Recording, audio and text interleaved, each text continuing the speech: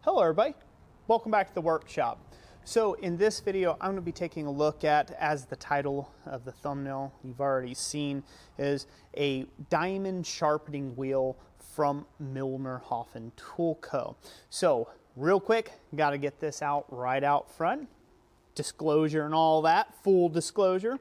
Milner-Hoffen Tool Company sent me this item and a few other products totally free of charge. They sent them my way in order for me to make some videos around their products and highlight them. With that, there's also a discount code that they have provided me with that you can click on. It'll be down in the description down below, where you can get a significant discount if you do choose to purchase through that link. And with that, I also get a small kickback or commission for sending things their way. So keep that in mind as I go through, telling you about this product, if you will. So again, thank you, Milner-Hoffen, for sending this thing out. Now, what's really interesting about this product, let's get right into it, if we will, and I'll show you some close-up shots and details of all of this here in a second. But what's really interesting about this product is I originally didn't think that this was going to be very handy to me. This was something that they selected to send to me, and it's a diamond sharpening wheel, or a 75 millimeter, 3-inch in diameter. Some of the neat things about it is it's got a 150 grit diamond wheel front, and then it has an 80 grit on the back of it, so you can flip it back and forth depending on what you need as far as abrasiveness. Now, this tool is meant to work with a 1/4-inch shank or in a 3/8 inch head arbor that it mounts on, and so these are kind of like a pair deal that you need to get. But anyways, like their diamond cutting wheels and things like that, this is I guess it's electroplated or whatever with diamonds. I'm not quite sure on the process there, how they actually attach the diamond to the wheels themselves. But I should probably familiarize myself with that, shouldn't I?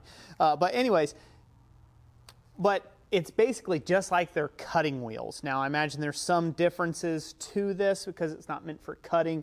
It's meant for, sharpening up things. And there's the key right there, right, guys and gals? I don't really do that much sharpening of things. The most I might sharpen is like lawnmower blades, maybe axe heads or things like that when they're needing an occasional hatchet. But when I looked at this, I was like, well, I don't know if that's really going to be the best for that. Now, so I kind of was racking my brain what I would actually use this for. You use it on a drill, a standard drill just like this. It's not meant to go super high speed. It's supposed to only go around like 600 to 800 RPMs, so not really fast. At least I think it was 600 to 800. Let me look at it here real quick. Inside this handy little pack they send here, it's got all the information on it. Let's see here. I think it says, never mind, that's 300 to 600, 600 at the max. So again, it's meant to be used on a really slow setting for grinding and sharpening. And like I said, trying to figure out what I was going to use it for. So what I finally came up with is, here recently I've been working on a decorative hammer. Been doing a lot of hammer and chisel engraving. And come to find out, so if you guys can see that nice hammer that I've been engraving, doing work on this way, I found that this thing is super handy for in the moment sharpening of my chasing tools and engraving tools. Now, with that being said, I have found that it is just a slight bit too coarse for really fine finish work. So I do have to, after I get the initial grinds on the chasing tool itself, the angles and the pitches, or like on my gravers, I do have to touch them up on an additional little diamond, sharpening stone, if you will. I do have to touch them up on a much finer grit to get a nice finish to the graver and or chasing chisel. So, so it is a fairly coarse grit. In their little instructions here, they say something about it being, let's see here, down at the end, it says, excellent for sharpening, Milner-Hoffen multi-purpose drill bits. So they have a multi-purpose. I'll have that in an additional video. I'm still giving those a go, testing them out and playing with those. but knife blades, chisels, axes, hatchets, wood turning tools, carving tools, and more. So, most of those statements I could probably agree with. Chisels, as long as it's not fine crafting chisels, you know, where you need to like do really nice carvings. Like I said, you'll have to touch it up. It's a little too coarse of a grit for fine chisel woodwork. So you will have to dress that up and polish those up. But to establish a good bevel and get it starting to be sharp, it's good for that purpose. Knife blades, it just depends on what you like your knife blades to be sharpened to, right? If you like them hair popping sharp, this probably isn't going to be it for that. It'll help you establish bevels and get it started down that road, especially if you've wore something out or somebody else has wore out a knife doing something stupid, got a nick in it or something. This will be handy in that case.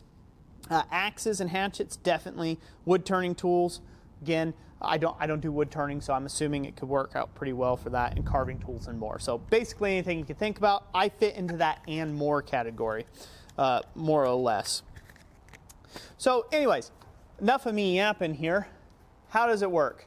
Basically, you select which way you like to go. We're just going clockwise, well, counterclockwise this way. You turn it the opposite way, depending on how you like to do it. I personally found I like to just set it right here. I set it right on my vise, and I can give it a turn. I can start turning and just sharpen it up just like that. And it's really quick, and I do mean quick. So it doesn't take long to reestablish a bevel.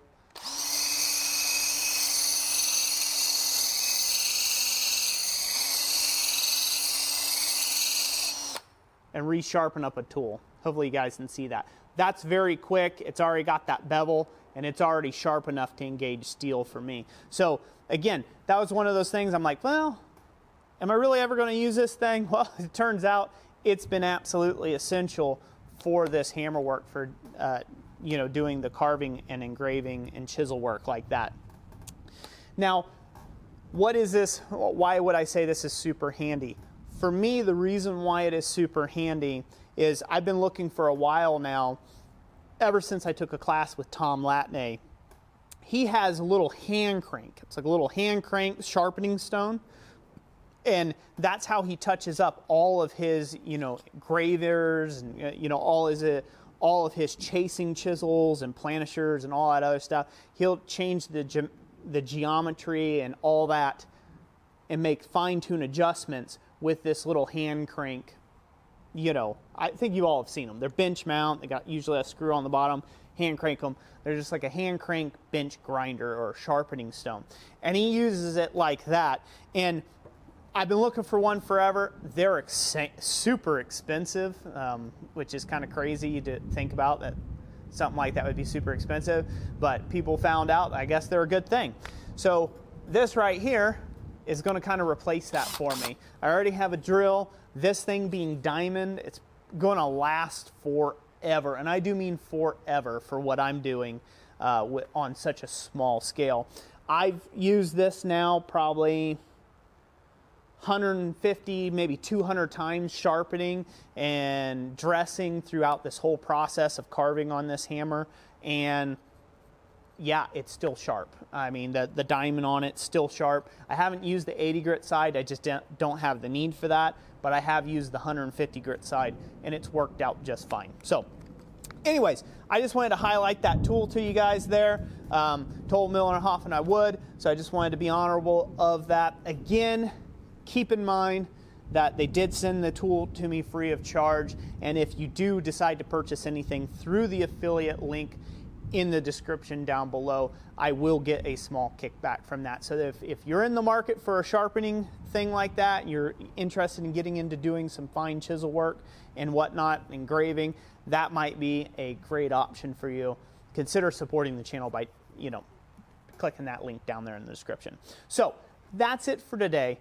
Thank you all so much for watching this video. I hope you enjoyed it, and we will catch you on the next one.